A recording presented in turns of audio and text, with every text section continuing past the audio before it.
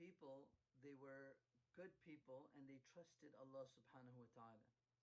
So they later realized that that hole in the boat was actually better for them. Why? Because that king, he would, seize all of the boats that were in good condition, and any boats that had defects, he would leave them. So it would have costed them their entire boat and in turn their livelihood. So they didn't see that coming. Just like we don't see things coming in the future, sometimes that, they might be small issues, but in the long run, if we're patient, we'll see that those things were better for us. So those people, they trusted Allah subhanahu wa ta'ala and they were protected by Allah. Just like that, if we continue to trust in Allah subhanahu wa ta'ala in these times especially, then understand that Allah subhanahu wa ta'ala is with us. And as Ibn Abbas radiallahu ta'ala anhu, he mentioned that he was with the Prophet ﷺ riding on a camel once. And the Prophet ﷺ turned to him and he said, "Oh boy, ya ghulam, inni u'allimuka kalimat, I will teach you some words and learn these words." And there was a long hadith there that mentioned all of the things for the Sahabi Ibn Abbas radiallahu anh, and in turn, as for the Ummah, we learned so many lessons. So one of the lessons in that hadith, I wanted to mention this. The Prophet ﷺ said, "وَعْلَمْ أَنَّ الْأُمَّةَ لو اجتمعوا على أن ينفعوك بشيء لم ينفعوك إلا بشيء قد كتبه الله لك." That the Prophet ﷺ said that, understand, oh my boy, if the entire ummah, if the entire world was to get together and was to try to come together to benefit you, they could not benefit you whatsoever except whatever Allah subhanahu wa ta'ala has written for you. That much they would be able to, and with the permission of Allah. And if the whole world try to get together and harm you, no one can harm you except Allah subhanahu wa ta'ala, what He has written for you. So understand that, and the end of the hadith is that the rufi'at al-aqlam, the pens have been lifted and the paper has been dried. In other words, what Allah has decreed will happen. It could not be anything otherwise. It is all part of Allah subhanahu wa ta'ala's plan. We have to trust Him and understand Allah subhanahu wa ta'ala wants best for us, and He would never leave us.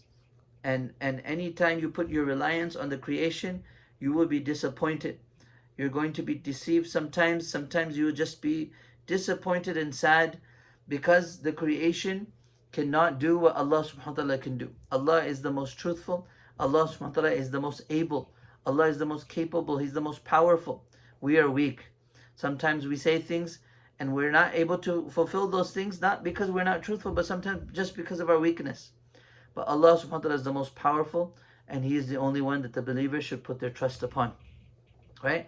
And this is why Allah subhanahu wa ta'ala mentions in the entire Quran that the believers, the true believers, are those who put their trust on Allah subhanahu wa ta'ala in whatever situation they're in. Yes, there will be times where they'll be tested to a point where they might become sad, they might become afraid, they might have all of these different emotions, but at the end of the day, what they say, Hasbi Allahu wa ni'mal wakil, Allah subhanahu wa ta'ala is enough for us. Allah will take care of this for us as long as we make an effort to please Allah and fulfill Allah subhanahu wa ta'ala's ahkam, or fulfill the commands of Allah subhanahu wa ta'ala. He will look after us. Hasbi Allah wa ni'mal wakil. Allah is the most sufficient for us, and He's the best of those who take care and who are our protector. He is the protector.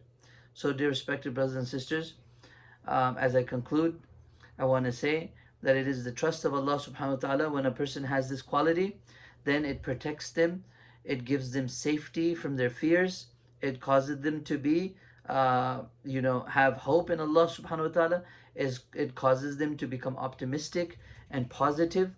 And when this quality is not there, when the trust of Allah subhanahu wa ta'ala is not there in a person, or it is weak, then a person starts to rely on themselves, and they become distressed, and they go through so many difficulties in their lives because they feel that they're the ones that they're going to change their condition, they're the ones that can benefit themselves or harm themselves, but rather it is Allah subhanahu wa ta'ala. We have to make the effort to please Him, to bring that faith and do righteous deeds, and Allah subhanahu wa ta'ala will be beside us, and the entire way Allah subhanahu wa ta'ala will be with us, protecting us inshaAllah ta'ala. We ask Allah subhanahu wa ta'ala for His mercy. We ask Allah subhanahu wa ta'ala to protect all of us, to protect our young and our elders. We ask Allah subhanahu wa ta'ala to give shifa and cure to all those who are sick. May Allah subhanahu wa ta'ala protect you and all your families.